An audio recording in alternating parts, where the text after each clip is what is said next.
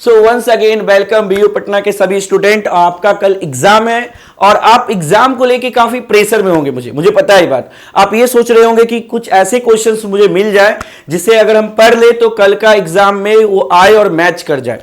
तो ये तो होगा, टेंशन मत लो। इसलिए हमने वीवीआई क्वेश्चंस आपके लिए लाए हैं और इस क्वेश्चन ये जो आपका चलेगा अभी, इसमें हम न्यूमेरिकल सबसे ज्यादा कवर करने वाले हैं। ज्यादा से ज्यादा न्यूमेरिकल होगा और एक दो क्वेश्चन ही गिन के जो थ्योरेटिकल होगा। अब न्यूमेरिकल लाने का ये कारण है कि न्यूमेरिकल में ही आप लोग फंसते हो, सबसे ज्यादा न्यूमेरिकल में सब लोग फंसते हैं। थ्योरेटिकल तो बना के भी लिख देते हैं, जो भी आपको थोड़ा बहुत नॉलेज होता है आप उसको बना के लिख देते हो, बट आप लोग गलती से भी न्यूमेरिकल टच नहीं कर पाते हो क्योंकि उसके लिए चाहिए कंसेप्ट। इसलिए हम लाए हैं आपके लिए वीवीआई न्यूमेरिकल्स, वैसे न्यूमेरिकल्स जो बहुत बार पूछा गया है और ये बहुत ज्यादा इंपॉर्टेंट है आपके लिए। हाँ, आपको मैं एक और बात बताना चाहूंगा, क्योंकि एग्जाम आप दे रहे हो तो एक तरीका होता है एग्जाम देने का, एग्जाम में लिखने का एक प्रॉपर मेथड होता है और उसी पे अंकित सर ने आप लोग के लिए एक डेडिकेटेड वीडियो बनाया है और मैं चाहूंगा जो भी अभी तक नहीं देखा है उसको जाके देखे, क्योंकि देखो मेन इंपॉर्टेंट होता है आपका कॉपी में लिखना और वहां पे सर ने पूरा एक्सप्लेनेशन दिया है किस प्रकार आपको लिखना है, क्या स्ट्रेटजी बनाना है, ये सब चीज बहुत इंपॉर्टेंट है। तो ये वीडियो है ही इंपॉर्टेंट, लेकिन आपके लिए वो वीडियो भी बहुत ज्यादा इंपॉर्टेंट है। तो मैं ये कहूंगा आप अगर ये वीडियो भी देख रहे हो तो इसके जस्ट बाद वो वीडियो देख लेना, बहुत इंपॉर्टेंट करेगा। वो वीडियो आपके एग्जाम में मार्क्स, एक्स्ट्रा मार्क्स दिलवा देगा। मान के चलो 15-20 मार्क्स एक्स्ट्रा ही आ जाएगा अगर वो वीडियो आप देख लेते तो। बिना नॉलेज, बिना पढ़े, सिर्फ वीडियो देख के 15-20 मार्क्स एक्स्ट्रा आ जाएगा आपको। ठीक है, ये अलग बात है, आप देख लेना वो सभी वीडियो। ओके, तो आज हम क्या डिस्कस करने वाले हैं? आज हम डिस्कस करने वाले हैं न्यूमेरिकल पोर्शंस जो आपके एग्जाम के लिए आएंगे और ऐसा मैं नोट्स बनाया हूं आपको कहीं नहीं मिलेगा, ये गारंटी है। रीजन क्या है कि मैंने देखा बहुत सारे क्वेश्चन बैंक से बहुत ज़्यादा एरर है। अगर आप पढ़ने जाओगे तो वहाँ कंफ्यूज कर जाओगे। इवन इंटरनेट पे भी बहुत सारे ऑप्शन गलत दिए हुए हैं, है ना। ये सब चीज़ मालूम चलते क्योंकि आप लोग का डाउट आते रहता है, बच्चे कमेंट करते रहते हैं, सर ये नहीं समझ आ रहा, वो नहीं समझ आ रहा। मैं पूछा कहाँ से बनाते हो, फिर वो भेजते हैं कि ये देखिए यहाँ पे गलती है। ठीक है, तो आज के लिए आज पूरा हैंड रिटेन मटेरियल आपके लिए पूरा अरेंज है और मैं आपको नोट्स भी प्रोवाइड कर दूंगा वीडियो के लास्ट में, ठीक ना। उससे पहले मैं आपको बताना चाहूँगा कि हम लोग 1 अगस्त से स्पेक्ट विजन की तरफ से सभी ब्रांच के लिए आपका सेमेस्टर स्टार्ट हो जाएगा, ठीक ना। 1 अगस्त से स्टार्ट होगा सेमेस्टर, याद रखना, हर एक ब्रांचों के लिए स्टार्ट होगा और आप लोग रेडी हो जाएं। इस बार भले आप अच्छे से पढ़ नहीं पाए हैं, लेकिन आगे ये सब चीज़ नहीं चल पाएगा। आप फर्स्ट ईयर में हो, फर्स्ट सेमेस्टर में हो तो थोड़ा बहुत मैनेज हो जाता है क्योंकि आप थोड़ा बहुत पढ़े लिखे होते, पुरानी चीज़ लागू होते हैं थोड़े बहुत। लेकिन आगे जैसे जैसे बढ़ोगे नया नया चीज़ आएगा और तब एग्ज़ाम और भी ज़्यादा कठिन होते जाता है, सभी लोगों का बैक लग जाता है और यही एक इश्यूज बनता है। तो आप लोग अच्छे से तैयारी करना चाहते हो तो 1 अगस्त से आप लोग हाजिर रहना। 1 अगस्त से क्लास प्रॉपर स्टार्ट हो जाएगा आप सभी का, ठीक ना। चलिए अब आगे चलते हैं, क्वेश्चंस पे आते हैं और अगर आपको चाहिए बैच तो कॉन्टैक्ट नंबर है, इस पर आप बातचीत कर लेना, ठीक है। आगे चलते हैं, तो पहला क्वेश्चन आपका केमिस्ट्री से लिया गया है, केमिस्ट्री का ही आपका न्यूमेरिकल क्वेश्चन है ये, ठीक है ना। तो क्या है क्वेश्चन, एक बार पढ़ लो सभी बच्चे, एक बार क्वेश्चन पढ़ लो, मेरे साथ साथ इसको सॉल्यूशन भी कर सकते हो कॉपी में या फिर नोट से इसको सॉल्व कर लेना, मेन इंपॉर्टेंट समझना है। क्या कह रहा है question, the equilibrium constant for the reaction, है ना, H2 plus H2S are 18.5 at 925 kelvin and 9.25 at 1000 kelvin. आपको इक्विलिब्रियम कांस्टेंट की मान दे रखी है, K1 का मान दिया है 18.5, ठीक ना, और टेम्परेचर का मान दिया है T1 का 925 केल्विन, ओके। और अगर हम बात करें K2 का मान दिया है 9.25, इसको K2 मान लेते हैं, और टेम्परेचर आपको दिया है 1000 केल्विन, ये दे रखा है, ठीक ना। करना क्या है आपको, करना ये है कि आपको इंथैल्पी निकालना है। पहला तो एक इंथैल्पी निकालना है, ठीक ना, कि calculate the standard enthalpy for the reaction. उसके बाद उसमें कैलकुलेट करना है गिव्स फ्री एनर्जी और एंट्रोपी, ये भी बताना है, मतलब तीनों चीज़ कैलकुलेट करना है और बहुत मस्त क्वेश्चन ये। अब सवाल है कैसे कैलकुलेट करेंगे, तो आइए कैलकुलेशन करें, प्रॉपर कैलकुलेशन। हाँ, आपको कैलकुलेटर का भी यूज करना पड़ेगा। मैं यहाँ पे हर स्टेप लिखा हूँ और थोड़ा बहुत अप्रॉक्स भी लिया हूँ, तो आप प्रॉपर कैलकुलेटर यूज करोगे, साइंटिफिक कैलकुलेटर जो आपके पास है उसको प्रयोग करना है, ठीक है ना। तो जो भी वैल्यू दिया है K1 K2 मैंने लिख लिया, T1 T2 लिख दिया। और अगर हम बात करें अब फॉर्मूला कौन सा लगाएंगे, तो फॉर्मूला आपका ये लगेगा log K2/K1 equal to del H by 2.303 R T2 minus T1 बट्टा T1 प्लस T2। आप ये फॉर्मूला लगाओगे, ठीक ना। तो चलिए शुरुआत करते हैं, इसको हम करते हैं, ध्यान दो। तो यहाँ पे हमने वैल्यू डाला लॉग K2 का मान क्या है 9.25 डाल दिया, K1 का मान क्या 18.5 था, बट अपने मन से हमने 0 डाल दिया, 0 डाल सकते हैं, ठीक ना। और डेल एच बाई 2.303 और आर का मान क्या होता है, आर आपका यूनिवर्सल गैस कांस्टेंट होता है और इसकी जो वैल्यू होती है 8.314 होता है, डाल दिए। T2 माइनस T1, T2 आपका 1000 है, T1 925 है, तो 1000 में 925 चला जाएगा, यहाँ पे कितना आ जाएगा 75, लिख दिया हमने, यहाँ माइनस कर दिए। नीचे में T1 T2 है तो 925 इंटू 1000 ऐसा कर लेना, ठीक ना। अब इसको सॉल्व करोगे, ये आपका आ जाएगा log 1/2। आप चाहो तो डायरेक्ट log 1/2 का वैल्यू डाल सकते हो या फिर उसको तोड़ सकते हो log 1 minus log 2 log a/v के फॉर्मूला पे, ठीक ना। ये आपकी इच्छा, आप कैलकुलेटर से डायरेक्ट मान भी डाल सकते हो, ओके। अब इसको सॉल्व करोगे तो आपको ये सॉल्व करके यहाँ से डेल एच निकालना है, ठीक ना। डेल एच क्या होगा, ओके, आगे चलते हैं। अब हम इसको सॉल्व किए तो log यहाँ पे वैल्यू डालेंगे 1 माइनस log 2, तो उसकी वैल्यू आएगी माइनस 0.301, ये आपको वैल्यू आएगा माइनस 0.301, ये आपको वैल्यू आएगा। बराबर में डेल एच बाई 19.147, ये कहाँ से आया, तो ये हमने किया मल्टीप्लाई, आप कर लेना, देखो नीचे आओ हम बताते हैं कैसे आया। इन दोनों को मल्टीप्लाई करोगे ना तो वही आएगा, कर लेना, कॉपी में आप लिखते भी चलो, कैलकुलेटर वीडियो पॉज करो, कैलकुलेटर से आप मल्टीप्लाई कर सकते हो, या तो अभी समझ लो बाद में कर लेना, दोनों में से कोई भी एक काम करो आप, ठीक ना। इसको मल्टीप्लाई करोगे तो आपको ये आ जाएगा 19.147 और इधर आपको वैल्यू आएगा 925 इंटू 1000। तो हमने क्या किया, ऊपर नीचे कट किया, 25 से ये और ये कट हो गया, तो हमारा पूरा ये आ गया डेल एच इंटू 3, नीचे में आ गया आपका 19.147, इधर से 925 और ये आपका 40, ओके। अब क्या करना है, अपन को डेल एच निकालना है, तो हम क्या करेंगे, इस पूरे टर्म को यहाँ से उठाएंगे, इस साइड भेज देंगे और ये 3 जो ऊपर में उसको नीचे ले आएंगे, इस तरफ करिए ऐसा। इसको पूरा उधर भेजिएगा तो हो जाएगा 0.301, 19.147 इंटू 925 इंटू 40, ये इधर चला गया और ये 3 नीचे आ जाएगा। अब इसको आप कैलकुलेटर के हेल्प से सॉल्व कर लीजिए, आसानी से सॉल्व हो जाएगा। इसको सॉल्व कीजिएगा तो आपका आंसर आएगा माइनस 71,080 जूल पर मोल। आपको क्या करना है, इसको उसके बाद आपको किलो जूल में कन्वर्ट करना है, ठीक ना। ये बेहतर ऑप्शन है, किलो जूल में ही करना रहता है, ज़्यादा बड़ा नंबर है तो किलो जूल में करके इजी हो जाता है। तो इसको आप किलो जूल में करिएगा तो अपन 0.080 को अप्रॉक्स में 1 ले सकते हैं, तो किलो जूल में कीजिएगा तो आपका आंसर आ जाएगा माइनस 71.1 किलो जूल पर मोल, ठीक ना। ये आपका आंसर आ जाएगा, ठीक ना। आगे चलते हैं, आगे हमको ये तो निकल गया, हमको किसका मान निकल गया, ये आपको निकल गया इंथैल्पी का मान कितना होगा, निकल गया। अब अपन को गिब्स फ्री एनर्जी भी निकालना है, फ्री एनर्जी चेंज।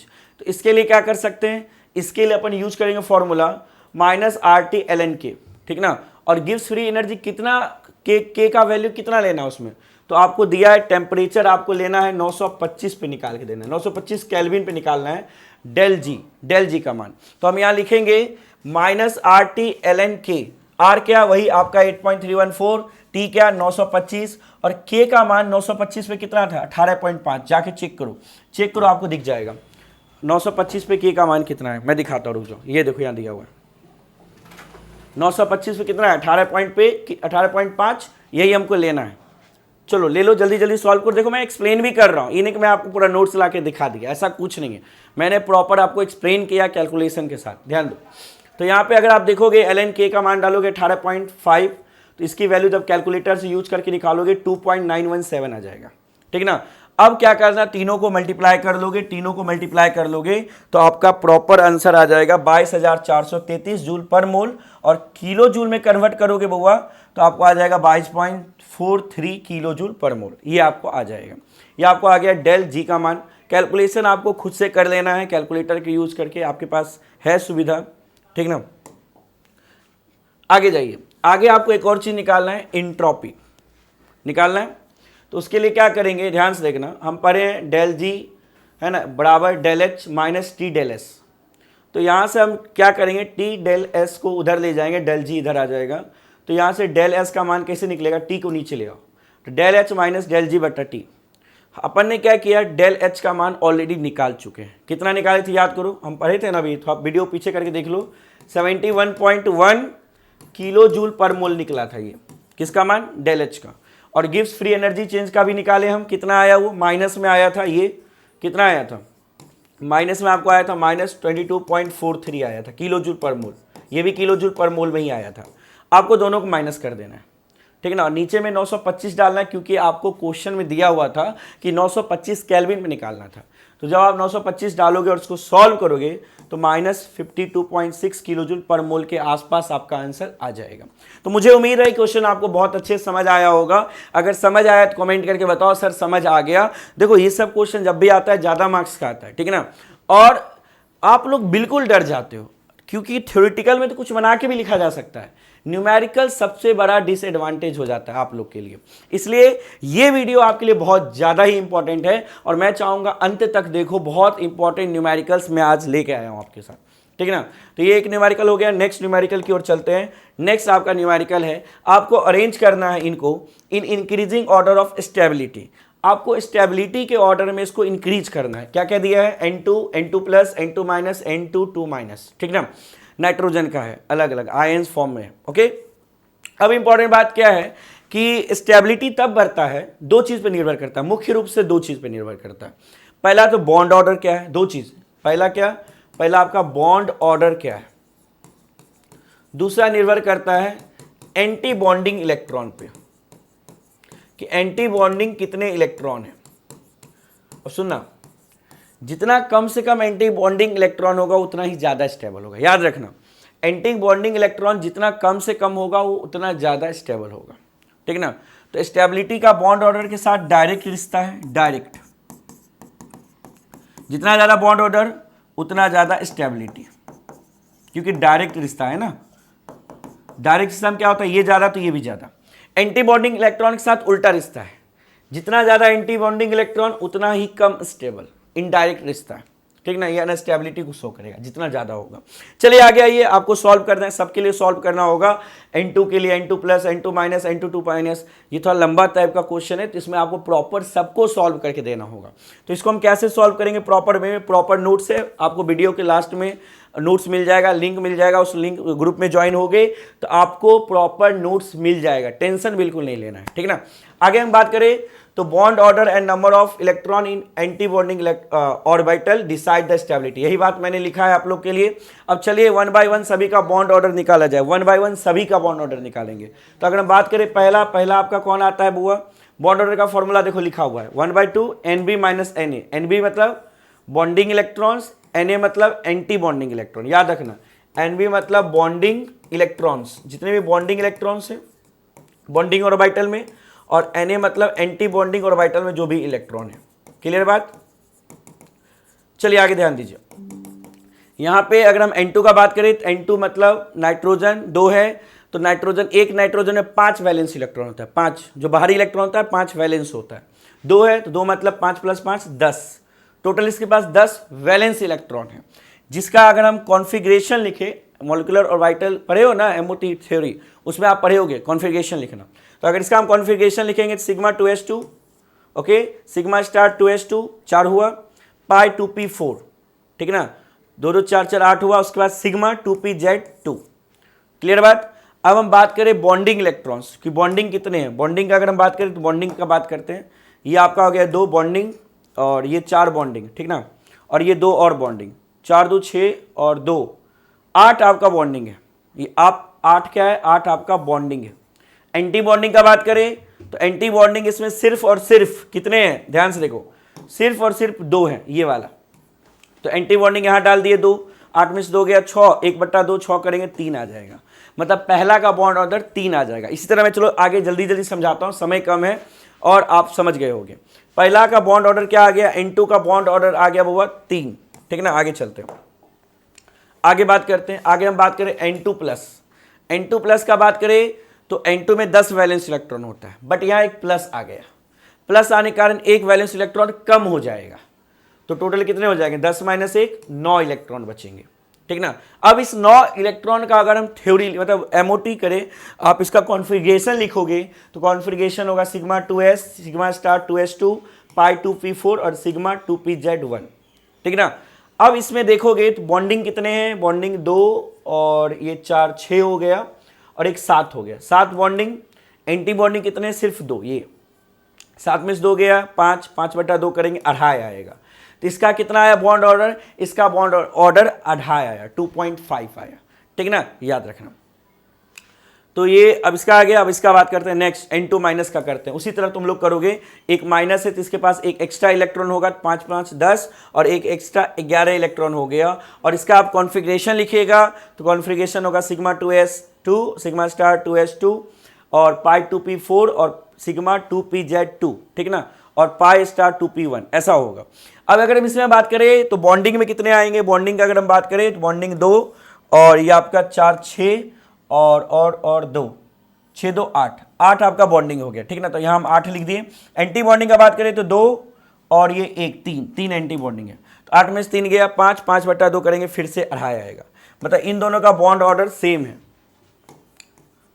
इन दोनों का बॉन्ड ऑर्डर सेम है। बट अगर स्टेबिलिटी का बात करें तो बताओ दोनों में से कौन ज़्यादा स्टेबल, दोनों में से कौन ज़्यादा स्टेबल, दोनों में से N2 प्लस ज़्यादा स्टेबल होगा। दोनों का अगर तुलना करें इन दोनों में N2 प्लस ज़्यादा स्टेबल होगा। बोलोगे सर कैसे, देखो बॉन्ड ऑर्डर सेम है, पहले बॉन्ड ऑर्डर देखा जाता है। दोनों का बॉन्ड ऑर्डर सेम है, 2.5 2.5।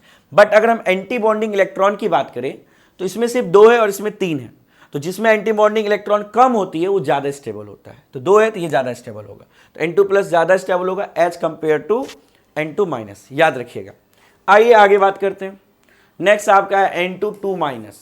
इसका अगर हम निकालें तो इसका कॉन्फ़िगरेशन करेंगे तो पहला बात तो इसका 5 5 10 इलेक्ट्रॉन तो होगा, नाइट्रोजन के अंदर होता ही है, प्लस 2 माइनस इलेक्ट्रॉन और है तो 2 और ऐड कर दो 12 हो गया। और इसका कॉन्फ़िगरेशन लिखेंगे sigma 2s2 sigma star 2s2 पाई 2p4 sigma 2pz2 sigma star 2p2। Okay, अब अगर हम बात करें, सुनना ध्यान से, यहाँ ध्यान सुनना। इसका हम बॉन्डिंग का बात करें तो 2 और 4 6 6 2 8 8 हो गया बॉन्डिंग में। एंटी बॉन्डिंग का बात करें तो 2 और 2 4 एंटी बॉन्डिंग में, तो 8 में 4 गया 4/2, 2 का आके 2 आ गया। तो बॉन्ड ऑर्डर इसका क्या आ गया, 2 आ गया। अब हमको बात करना है क्या क्या करना था, इसमें आपको स्टेबिलिटी के इंक्रीजिंग ऑर्डर रखना था। तो आपको शुरू में उसको रखना है जो कम स्टेबल हो, सबसे कम स्टेबल हो। तो सबसे कम स्टेबल यही होगा। काहे सर ये सबसे कम स्टेबल होगा, क्योंकि इसका बॉन्ड ऑर्डर 2 आया है, 2 आया तो सबसे कम इसी का आया है। तो सबसे कम स्टेबल ये होगा, हमको कम से ज़्यादा की ओर जाना है, ठीक ना। तो सबसे पहले कौन लिखाएगा, सबसे पहले ये लिखाएगा N2 2 - 2, ठीक ना, ये सबसे पहले, क्योंकि इसकी बॉन्ड ऑर्डर सबसे कम है। क्लियर। अब बात आते हैं इसके आगे। इसके आगे हम अगर बात करें, इन दोनों की बॉन्ड ऑर्डर 2.5 है, इन दोनों की लड़ाई चल रही है, इसको हम सॉल्व करेंगे। और इसका बॉन्ड ऑर्डर 3 है, तो सबसे ज़्यादा स्टेबल में ये आ जाएगा N2, ठीक ना। बट हमको इन दोनों का लड़ाई को निपटाना है। आपको पता है यहाँ पे क्या पता है, सुना ध्यान से, क्या पता है आपको, आपको ये पता है कि दोनों में से ज़्यादा स्टेबल कौन होगा, N2 प्लस होगा। क्यों होगा, क्योंकि इसके पास कम एंटी बॉन्डिंग इलेक्ट्रॉन है, इसलिए ज़्यादा स्टेबल होगा, ठीक ना। और कम स्टेबल कौन होगा, कम स्टेबल आपका ये N2 माइनस होगा। क्लियर है, क्यों होगा, क्योंकि इसके पास 3 इलेक्ट्रॉन है, जो कि गलत बात है, ज़्यादा एंटी बॉन्डिंग इलेक्ट्रॉन नहीं होना चाहिए। तो अगर हम सीक्वेंस लिखेंगे तो N2 माइनस उसके बाद आना चाहिए। देखो हम लाए हैं N2 2 माइनस के बाद N2 माइनस आया, और उसके बाद N2 प्लस आया, और उसके बाद N2 आया। सबसे ज़्यादा बॉन्ड ऑर्डर N2 का है, इसलिए N2 सबसे बाद में आएगा। क्लियर बात। आगे चलते हैं। आगे देखो, आपको बोला जा रहा है, अब थोड़ा स्पीड करते हैं, तुमको समझाने में लेट हो रहा है, और आप समझो और फिर कॉपी में लिख के उसको करो। ध्यान दो, कह रहा है uncertainty in the position and velocity of particle are given. यहाँ पे पोजीशन का अनसर्टिनिटी है और ये वेलोसिटी का है, ठीक ना। तुमसे पूछा जा रहा है बताइए मास क्या होगा, कैसे निकालेंगे, आ जाओ बात करते हैं। हम जानते हैं जैसा कि del x dot m del v बराबर होता है h/2π। कभी कभार h बार बाई भी 2π लिख देता है, तुम लोग कंफ्यूज हो जाते हो कि h/2π होगा कि h बार बाई 2π होगा। ठीक है, कोई बात नहीं, इससे कोई मतलब नहीं है। अगर हम बात करें तो del x minus m del v बराबर h/4π होता है, और बार मतलब प्लैंक्स कांस्टेंट, बार लगा देंगे तो इस बार का मान ही होता है h/2π, ठीक है ना। तो इसको हम डालेंगे तो फिर वही बन जाएगा h/4π, इससे घबराना नहीं है, ठीक ना। यहाँ समझो, del x minus m del v बराबर h/2π, यहाँ से तुमको m निकालना है, तो बाकी को इधर भेज दो, डेल एक्स को नीचे डेल वी को नीचे। h का मान दिया है 6.625 और -10⁻34, 4π x का मान डाल दोगे, क्वेश्चन में दिया है ये वाला, और v का मान ये दिया है। इसको सॉल्व कर दोगे by the help of calculator तो आपको आंसर आ जाएगा। आपको आंसर कितना आएगा? आपको आंसर आएगा लगभग में 10 का पावर -6 kg। थोड़ा बहुत अप्रॉक्स लिए हम यहाँ पे, घबराना मत, हमने यहाँ अप्रॉक्स ले लिया, दोनों को उड़ा दिया, अप्रॉक्स लेके दोनों को उड़ा दिया, ठीक ना। कैलकुलेशन तुम्हारा, मेरा काम है प्रोसेस बताना। बता दिए, कैलकुलेशन देख लो। तो हमको आएगा 10 पावर -6 kg और 10 पावर -6 kg को ही अपन 1 मिलीग्राम भी लिख सकते हैं। तो आंसर आएगा 1 मिलीग्राम। चलिए आगे चलते हैं। आगे आपको बोला जा रहा है question, which of the following is not a nucleophile. कह रहा है न्यूक्लियोफाइल कौन नहीं है। तो न्यूक्लियोफाइल होता क्या है? जो इलेक्ट्रॉन को डोनेट करे, इलेक्ट्रॉन पेयर को दे सके सामने वाला को। अब कोई भी चीज़ इलेक्ट्रॉन पेयर कब देगा? जब उसके पास खुद में इलेक्ट्रॉन होना चाहिए, खुद उसके पास अमीर होना चाहिए। अगर हम अमीर होंगे तभी ना हम किसी को दे पाएंगे। बोलो, तो यहाँ पे कह रहा है कि कौन न्यूक्लियोफाइल होगा। तो जो भी न्यूक्लियोफाइल होगा उसके अंदर ये क्षमता होना चाहिए इलेक्ट्रॉन देने का, ठीक ना। तो अगर हम बात करें clearly, nucleophile is a species that can donate an electron pair, ठीक ना। और वो बेहतर न्यूक्लियोफाइल होता है जिसके पास लोन पेयर हो। जो भी लोन पेयर होता है आराम से डोनेट कर सकता है। तो अगर हम बात करें H2O के पास लोन पेयर है, ऑक्सीजन के पास उसके पास लोन पेयर बचा हुआ रहता है। तो H2O जो होता है उसके पास लोन पेयर है। NH3 अमोनिया है ना, इसके पास भी लोन पेयर होता है क्योंकि एक लोन पेयर नाइट्रोजन का बचा हुआ रहता है, ठीक ना। OH- इसके पास भी लोन पेयर होता है। O के पास एक नहीं दो लोन पेयर होता है ना। आप पढ़ोगे ऑक्सीजन के पास लोन पेयर होता है, ठीक ना। एक तो कंबाइंड मान लो एक H है, इसके अलावा देखोगे 2 लोन पेयर इसके पास खुद का है। All have electron pair while VF3 is electron deficient. लेकिन जो BF3 है इसमें दिक्कत है क्योंकि दोनों लेने वाला है। दोनों क्या है? दोनों लेने वाला है, ठीक ना। दोनों लेने वाला है, देने वाला कोई नहीं है। देता कब है? जब इसके पास इलेक्ट्रॉन हो, एक्स्ट्रा इलेक्ट्रॉन तो दे देता है। इसके पास ऐसा कुछ केस नहीं है। ये लोग लेने वाले हैं, कमी है इनको इलेक्ट्रॉन को। इनको इलेक्ट्रॉन खुद चाहिए, ना कि दे सकते हैं। तो इसका आंसर होगा BF3 और रीजन यही लिखेंगे H2O, NH3, OH- all have electron pair while VF3 is electron deficient. मतलब इलेक्ट्रॉन की कमी होती है VF3 को, ठीक ना। इसलिए BF3 न्यूक्लियोफाइल नहीं है क्योंकि क्वेश्चन में ये पूछा गया था कौन न्यूक्लियोफाइल नहीं होगा। चलिए आगे चलते हैं नेक्स्ट। अब ये अच्छा क्वेश्चन है, आपसे बोला जा रहा है at what temperature will water boil when applied pressure is 528 mm of Hg। तुमको पता है कि अगर नॉर्मल कंडीशन मतलब 707 mm हो Hg, मतलब इतना प्रेशर हो, 760 mm ऑफ Hg का दबाव हो, तब वाटर जो बॉयल होता है 373 पे होता है, ठीक है ना। जब प्रेशर इतना हो तो वाटर बॉयल होता है 373 पे होता है, 373 केल्विन पे होता है, ठीक है ना। ध्यान देना। तो आपसे बोला जा रहा है कि मान लीजिए प्रेशर अगर हम कम कर दे, प्रेशर हम कर दे 528 mm, 528 mm कर रहे हैं, मतलब क्या हो रहा है? प्रेशर कम हो रहा है। तो अगर प्रेशर कम हो रहा है तो ऑब्वियस सी बात है दबाव बढ़ जाएगा। दबाव क्या होगा? बढ़ जाएगा। सॉरी, प्रेशर कम, उल्टा बोल दिया। प्रेशर कम हो रहा है, टेम्परेचर बढ़ जाएगा। अभी क्या है? प्रेशर अगर 760 होता है तो बॉइलिंग इतना पे होता है, 373 पे होता है, ठीक ना। 373 बॉइलिंग होता है जब प्रेशर 760 हो। लेकिन यहाँ पे कह रहा है प्रेशर को हम घटा के 528 कर रहे हैं, तो बताओ तब जाके कितना होगा आपका वाटर बॉइलिंग टेम्परेचर। यही निकालना है, कितना पे वाटर बॉइल करेगा। देखिएगा इस क्वेश्चन में थोड़ा सा कैलकुलेशन मिस्टेक है, बट प्रोसेस ठीक है। लास्ट में कैलकुलेशन में थोड़ा मिस्टेक हो गया, आप उसको ठीक कर देना, ठीक ना। बाकी सब चीज़ सही है। अगर हम बात करें प्रेशर शुरू में 528 mm ऑफ Hg, ठीक ना। आपको T निकालना है और लेटेंट हीट ऑफ वेपराइजेशन दिया आपको 545.5 कैलोरी पर जूल है, मतलब इतना कैलोरी पर जूल के हिसाब से। तो अपन यूज करेंगे, आपको क्या निकालना है? टेम्परेचर। अगर हम प्रेशर को कम कर दे तो नया तापमान क्या होगा जिस पे वाटर बॉइल करें, ठीक ना, ये निकालना है। तो अगर हम बात करें तो फॉर्मूला होता है ln P2/P1 बराबर ΔH/R 1/T1 - 1/T2। अब देखो जो दूसरा प्रेशर होगा तुम उसको 528 लिखोगे। कहाँ है 528 लिखोगे? क्योंकि पहले 760 पे हो रहा था, बाद में 528 दबाव पे बॉईल कर रहे हैं पानी को।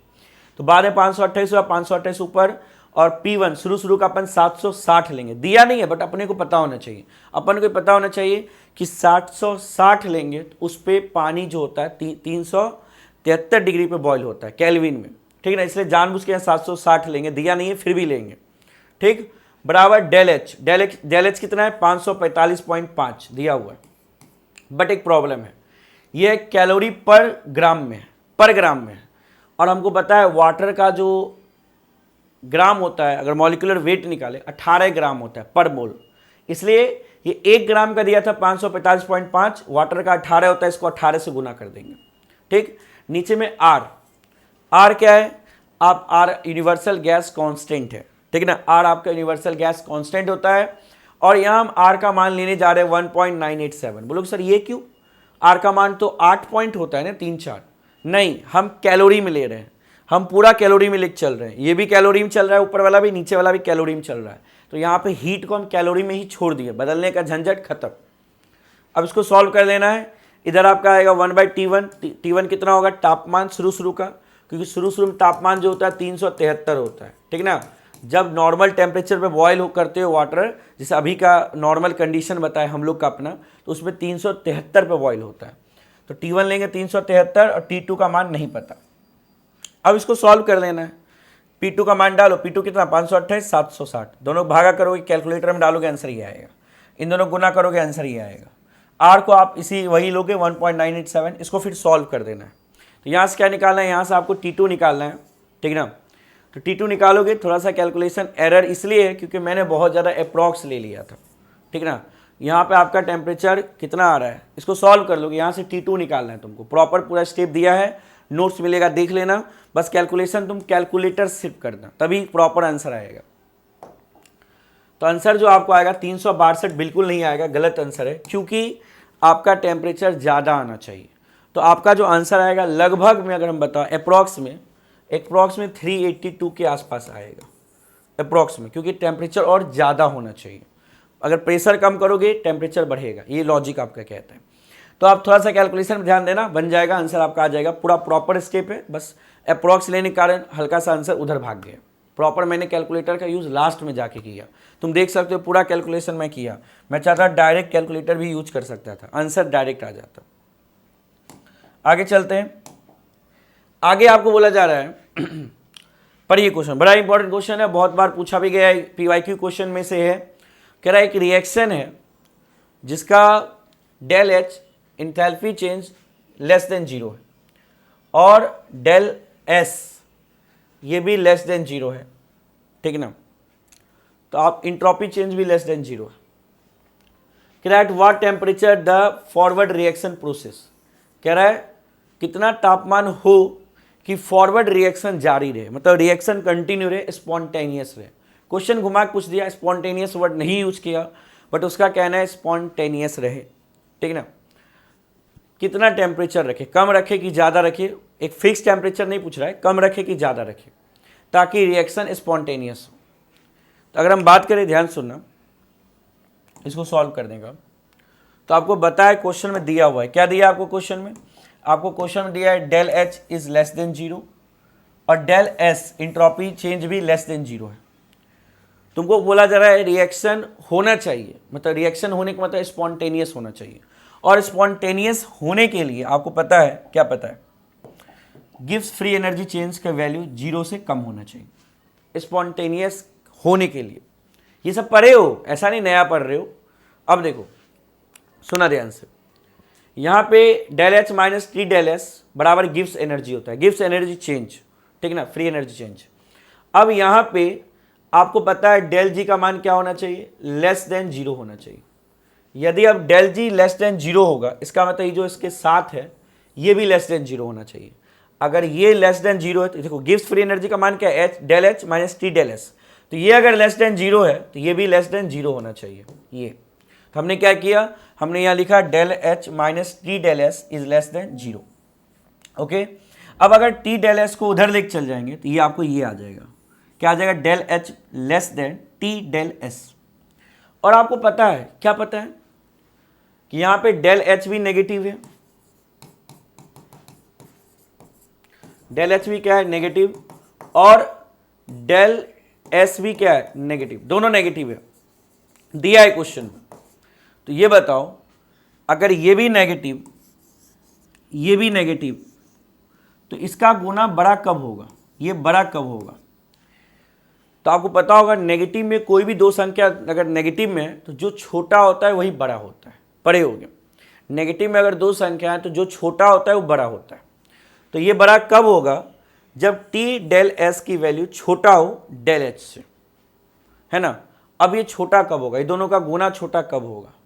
जब टेम्परेचर लो हो, जब टेम्परेचर की वैल्यू कम हो। तो टेम्परेचर की वैल्यू कम होगा तो इन दोनों गुना करेंगे तो आंसर भी कम आएगा, माइनस में आंसर कम आएगा, और माइनस में आंसर कम आएगा तो ये बड़ा हो जाएगा। जाहिर सी बात है, दोनों माइनस में है तो माइनस में बड़ा कब होता है? जो छोटा होता है, जिसकी वैल्यू छोटी होती है। तो इसकी वैल्यू छोटी कब होगी? इसको बड़ा होना है तो होना है, ये बड़ा कब होगा? जब टी की वैल्यू छोटी होगी। तो यहाँ लिखेंगे clearly forward reaction will proceed at temperature lower than critical value, मतलब जो वैल्यू है उससे टेम्परेचर कम होगा, तो टेम्परेचर कम होगा तो फॉरवर्ड रिएक्शन होगा। आगे चलते हैं, आगे ये क्वेश्चन बड़ा इंपॉर्टेंट है ना, पीवाईक्यू का ही क्वेश्चन है। आपको इसमें फोर्स कांस्टेंट निकालना है ना। क्या कह रहा है? Calculate the force constant of CO molecule if its fundamental vibration frequency 4143.3। देखो हर बार इस तरह का क्वेश्चन आता है, बस वैल्यू चेंज रहता है। कभी कभार 43 की जगह 40 कर देगा, कभी कभार 2143 की जगह मान लो 2200 कर दिया, तो वैल्यू चेंज कर देता है। लॉजिक यही है, फॉर्मूला यही है, इस टॉपिक से उठता है क्वेश्चन, ठीक ना। तो अगर हम यहाँ बात करें, ध्यान सुनना, ऑलरेडी अभी तक मुझे पता है तुम बोरिंग फील कर रहे होगे क्योंकि तुम पूरा सेमेस्टर पढ़े नहीं हो। लास्ट मोमेंट पर तुम्हारा प्लान है कि हमको एग्जाम निकालना है, तो लास्ट मोमेंट पे प्लान है, थोड़ा सा तो दिमाग में बोझ पड़ेगा ना, नया नया चीज़ है, नया नया लॉजिक है, उसको रटना, तुम रटना मत, समझना, ठीक ना, ध्यान दो। तो अगर हम बात करें, कह रहा है calculate the force constant of CO molecule, आपको फोर्स कांस्टेंट निकालना है CO मॉलिक्यूल का यदि उसका फंडामेंटल वाइब्रेशन फ्रीक्वेंसी इतना है 2143.3 पर सेंटीमीटर, ठीक ना। और बाकी मास ऑफ कार्बन दिया है केजी में, दे दिया है मास ऑफ कार्बन, ऑक्सीजन का भी मास दे दिया है केजी में, ठीक ना, कोई बात नहीं, केजी में दिया है, जरूरत पड़ेगा तो हम केजी में लेंगे, न तो AMU में ले लेंगे, जरूरत के हिसाब से देखते हैं। आगे चलते हैं। तो अगर बात करें फोर्स कांस्टेंट की, तो फोर्स कांस्टेंट की जो वैल्यू होती है वो आपका होता है 1/2πc speed of light √k/μ, ये आपका फॉर्मूला होता है, और ये फॉर्मूला आपको याद रखना है आप लोग को, ठीक ना। आगे चलते हैं।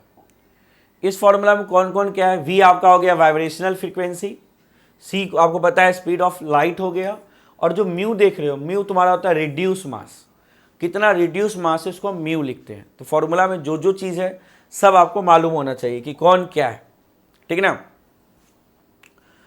तो आगे अगर हम ध्यान दें, आपको निकालना क्या है? आपको निकालना है इसमें से फोर्स कांस्टेंट K निकालना है, K, इस K को निकालना है, और बाकी सब चीज़ दिया है आपको, वाइब्रेशनल फ्रीक्वेंसी भी दे रखा है आपको, V का मान न्यू बोल सकते हैं इसको, न्यू का मान दिया है, और बाकी सब चीज़ दिया है, आपको K निकालना है। कैसे निकलेगा जो देखते हैं। तो उसके लिए पहले तुमको यूनिफाइड मास निकालना होगा, दोनों मास का जो कॉम्बिनेशन होगा वो निकालना होगा। और यूनिफाइड मास कैसे निकालते हैं, कंबाइंड मास कैसे निकालते हैं, अगर देखा जाए रिड्यूस मास भी उसको बोलते हैं। रिड्यूस मास कैसे निकालते हैं? MC इंटू MO, क्योंकि यहाँ पे आपके पास CO है तो यहाँ पे MC इंटू MO करोगे, C for carbon, O for oxygen, दोनों का मास मल्टीप्लाई करोगे, डिवाइडेड में Na मोल्स, ठीक है ना। Na आपका मोल्स को रिप्रेजेंट करता है, वो डिवाइड करोगे और उसके बाद MC प्लस MO कर दोगे। पूरा फॉर्मूला के साथ लिखा हुआ है पूरा स्टेप। और यहाँ पे मास जो है ना ग्राम पर मोल मिलेंगे, जो दिया है उसको इग्नोर करो, हम आसान करने के लिए मास को ग्राम पर मोल मिलेंगे, ठीक है ना। तो यहाँ पे कितना दिया है 12.011 ग्राम पर मोल, MO कितना दिया है 16 ग्राम पर मोल, और आपको वाइब्रेशनल फ्रीक्वेंसी दे रखा है 2143.3। सभी डाटा को यूज करना है, जो जो डाटा दिया है फॉर्मूला ऑलरेडी लिखा है उसमें आपको डालना है। थोड़ा सा लेंदी होगा, आप सेमेस्टर के क्वेश्चन कर रहे हो, ठीक ना, बेसिक नहीं है, यहाँ लेंदी तो होगा भाई, तो आपको अच्छे से बनाना है, ध्यान दो। अब अगर आगे हम चले, अब वैल्यू को डालना है, आंसर निकालना है। तो हमको क्या पता, न्यू बराबर 1/2πc √k/μ, दोनों साइड तुम स्क्वायर कर दो, दोनों साइड स्क्वायर करोगे तो ये आपको आ जाएगा। कैसे आएगा चलो हम बता देते हैं, यहाँ ध्यान दो, दोनों साइड स्क्वायर कर दो, ये हो जाएगा न्यू स्क्वायर 2 पाई का स्क्वायर करेंगे 4 पाई स्क्वायर सी स्क्वायर के बट्टा न्यू आएगा म्यू। अब यहां से के को निकालना है, ये पूरा उठाओ और इस पूरे को उठा के इधर भेज दो। जब ये पूरा इधर चल जाएगा तो के का मान आ जाएगा 4 pi C square nu square mu, into में म्यू आ जाएगा। अब इसमें सबकी वैल्यू डाल दोगे तो आपको आंसर ये आएगा। हालांकि इसमें छूटा हुआ है, रुको मैं आपको बताता हूँ। इसकी वैल्यू सबको डालना है, आपको सबका वैल्यू पता है, आपको डालना है। मैं यहाँ से दिखा दे रहा हूँ क्या आएगा। जब आप वैल्यू डालोगे 4 pi square c speed of light होता है, तो अपन ने इसको सेंटीमीटर में ले लिया। यहाँ गलती से टाइपिस्ट ने मिस्टेक कर दिया, 10 का पावर 10 सेंटीमीटर पर सेकेंड है और उसका स्क्वायर किया हुआ है, ठीक है ना, स्पीड ऑफ लाइट में। तो इसको आप कर दोगे सॉल्व, वी डाल दोगे, सब कुछ डाल दोगे तो आपका आंसर के का मान आ जाएगा 1859 न्यूटन पर मीटर। अब सवाल है सर कैसे, कैलकुलेटर है आपके पास, साइंटिफिक कैलकुलेटर है, आप डायरेक्ट डालो, इतना कैलकुलेशन करने का कोई झंझट ही नहीं है, ठीक ना, आप आराम से निकाल सकते हो, आपको वैल्यू ये आ जाएगा। कमेंट करके बताना समझ आ रहा है कि नहीं आ रहा है। अभी तक अगर अच्छा लग रहा हो लाइक करना मत भूलना। और आपको पता होना चाहिए हम यहाँ पे आपके लिए एक सेपरेट डेडिकेटेड चैनल बना दिए सेमेस्टर के लिए। तो अगर आप चैनल पे न्यू हो तो मस्ट सब्सक्राइब, ठीक है ना, सब्सक्राइब करो, शेयर करो इस वीडियो को, बताओ अपने फ्रेंड को कि यहाँ पे नया चैनल बनाया गया सिर्फ और सिर्फ आप लोग के लिए, आपके लिए हर वक्त समय हम चाहेंगे बेस्ट कंटेंट इस पे लेके आए, ठीक है ना। तो आप सब्सक्राइब रखो ताकि नया नया अगर कुछ वीडियो बन रहा है, कुछ नोटिफिकेशन आ रहा है तो आपको पता चले, है ना। और जो भी पीवाईक्यू होंगे आगे भी जो करवाए जाएंगे सब चीज़ पे अपलोड होगा प्रॉपर टाइम टू टाइम। तो आप इसे सब्सक्राइब कर ले, आपके एग्जाम के लिए बहुत बेनिफिट होगा, ठीक है ना, आपके लाइफ और आपके लिए एग्जाम के लिए। आगे हम बात करें तो आगे कुछ इंपॉर्टेंट और क्वेश्चन है उसे देख लेते हैं जो आया हुआ है आपके एग्जाम में और बहुत मस्ट है ना। आपको ये सब पढ़ना चाहिए क्योंकि पीवाईक्यू रिपीट करता है, आपको ये बात पता है ना। अभी के टाइम में तुम पूरा बुक तो नहीं पढ़ सकते बट पीवाईक्यू पढ़ के एग्जाम अच्छा निकाल सकते हो। चलिए आते हैं नेक्स्ट क्वेश्चन की ओर। नेक्स्ट क्वेश्चन है what is the critical temperature of gas, theoretical question है। और आते हैं तो आप इसको बेल एक्सप्लेनेशन के साथ पॉइंट बना के लिख सकते हो। मैंने देखो नोट्स में आपके लिए पॉइंट बना के लिखा है, तो आप ये नोट्स पढ़ना और ये नोट्स आपके लिए बहुत ज्यादा बेनिफिशियल रहेगा, ठीक है ना, ध्यान दो।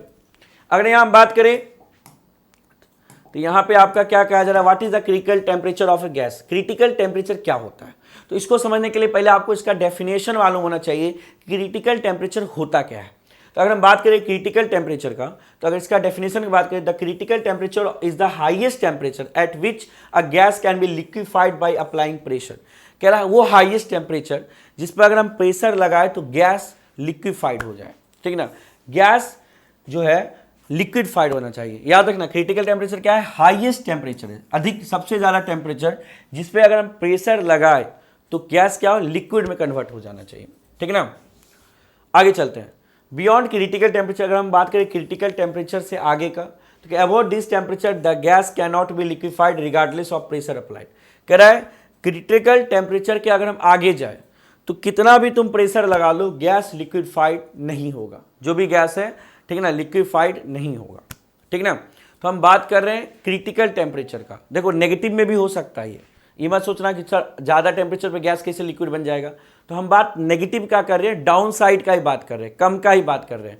बट यहाँ पे हम वर्ड यूज करेंगे हाईएस्ट ही, ठीक ना, यहाँ पे वर्ड यूज करेंगे हाईएस्ट ही। आपको भले लग रहा होगा हाईएस्ट मतलब तो सर ज़्यादा होता है गर्मी, वैसा नहीं है। हम यहाँ टेम्परेचर को माइनस में ही हाईएस्ट लेके चल रहे हैं, ठीक ना। तो वो टेम्परेचर जिस पे हम लगाए ज़्यादा वो टेम्परेचर जिसको हम लगाए जिससे हम गैस को लिक्विफाइड कर ले प्रेशर लगा के, ठीक ना। और अगर हम क्रिटिकल टेम्परेचर से ऊपर जाए तो कितना भी तुम प्रेशर लगा लो गैस लिक्विफाइड नहीं होगा। अगर हम आप कुछ और इंपॉर्टेंट बात को बात करते हैं काइनेटिक एनर्जी का, कह रहा है temperature above critical temperature gas molecule have high kinetic energy, ठीक है ना। अब कह रहा है अगर हम क्रिटिकल टेम्परेचर से जैसे ऊपर बढ़ेंगे तो गैस का काइनेटिक एनर्जी जो होगा, ठीक है ना, वो हाई होगा और ज़्यादा होगा, ठीक है ना। तो यहाँ नेगेटिव में अगर हम बात करें, मान लेते क्रिटिकल टेम्परेचर -100 केल्विन है, मान लो 100 केल्विन गलत लिख रहे हैं। मान लो क्रिटिकल टेम्परेचर आपका है 50 केल्विन, ठीक है ना, 50 केल्विन है, थोड़ा देर के लिए मान लो। तो अगर तुम 50 केल्विन से ऊपर जाओगे, मतलब मान लो 55 केल्विन पे जाते हो, 60 केल्विन पे जाते हो, तो तुम्हारा टेम्परेचर बढ़ा रहे हो, ठीक है ना। तो इससे अगर आप जाओगे तो आपका गैस का काइनेटिक एनर्जी भी बढ़ेगा, ठीक है ना। और इससे कम जाओगे तो काइनेटिक एनर्जी घटेगा। इसलिए कंफ्यूज नहीं करना हाई लो में, बिल्कुल नहीं कंफ्यूज करना। आगे बात करते हैं, at temperature above critical temperature gas molecule have high kinetic energy, ये बात आपको पता होना चाहिए। चलिए और आगे बात करते हैं इसके बारे में। कह रहा है फेज डायग्राम का बात करते हैं। क्या कहता है, critical temperature correspond to the critical point on phase diagram, ठीक है ना। This point marks the end of liquid vapour equilibrium curves. अब इसका महत्व क्या है, सिग्निफिकेंस क्या है, पॉइंट वाइज आपको आंसर दिया जा रहा है। It is important in industries for a gas liquefaction process, है ना। हर एक चीज़ का आपको क्रिटिकल टेम्परेचर मालूम होना चाहिए, क्योंकि इंडस्ट्रीज में गैस को लिक्विफाई करने का काम यही करता है, ठीक ना। आगे बात करें तो ये हेल्पफुल है, क्रूशियल है साइंटिफिक रिसर्च में, है ना। अलग अलग कंडीशन में साइंटिफिक जो रिसर्च होता है अलग अलग गैसों पे, उसके लिए बहुत ज़्यादा यूजफुल है क्रिटिकल टेम्परेचर, याद रखना। अगर हम यहाँ बात करें, ठीक है ना, तो कार्बन डाइऑक्साइड जो है, एक मिनट को ना, carbon dioxide CO2 has a high critical temperature of 31 degree Celsius, और अगर हम बात करें वाटर का, has critical temperature of 374 degree Celsius. अब अलग अलग चीज़ों का अलग अलग क्रिटिकल टेम्परेचर होता है, ठीक है ना। ये आपको पता होना चाहिए, आपको इतना रटने की जरूरत नहीं है, आपको बस क्रिटिकल टेम्परेचर है क्या, प्रॉपर उसके बारे में कहाँ कहाँ यूजेज है वो सब मालूम होना चाहिए, ठीक है ना। आगे अगर हम बात करें तो आगे आपके लिए डायग्राम है, इधर प्रेशर इधर टेम्परेचर है, ठीक है ना। प्रेशर टेम्परेचर का डायग्राम है जो आप एग्जाम में बना देना, इससे आपको मार्क्स और बेहतर मिलेगा। जितना ज़्यादा डायग्राम से इलस्ट्रेट करोगे, दिखाओगे, कहते हैं दिखावा का मार्क्स मिलता है, तो दिखाना पड़ेगा, ठीक है ना। तुमको अपना नॉलेज को दिखाना पड़ेगा, डायग्राम सब बनाना पड़ेगा, इससे आप बेहतर रिजल्ट ला पाओगे, ठीक है ना। तो बताना आपको वीडियो कैसा लगा, और अगर आपको और वीडियो चाहिए, क्योंकि अभी और वीडियो आएगा आपके लिए, ठीक ना, तो आप जल्दी से इस चैनल को सब्सक्राइब कर दो और अपने फ्रेंड को ये चैनल शेयर जरूर करना, ठीक है ना। और आपके लिए ऑब्जेक्टिव कंटेंट भी जल्द आ रहा है, आप लाइव मतलब आप बने रहो, आप नोटिफिकेशन बटन को भी ऑन कर लेना ताकि जो भी आए अपडेट मिस ना हो आपसे, ठीक है। सभी लोग का धन्यवाद जुड़ने के लिए। केमिस्ट्री का लेक्चर यही था, VVI क्वेश्चन हमने लाया, आप लोग इसको जरूर देखना, अंत तक देखना, और नोट्स को कॉपी में लिख लेना, है ना। बहुत कम समय नहीं लिखना, तो कम से कम पढ़ लेना एक बार अच्छे से, ताकि बेहतर हो। सभी लोगों का धन्यवाद।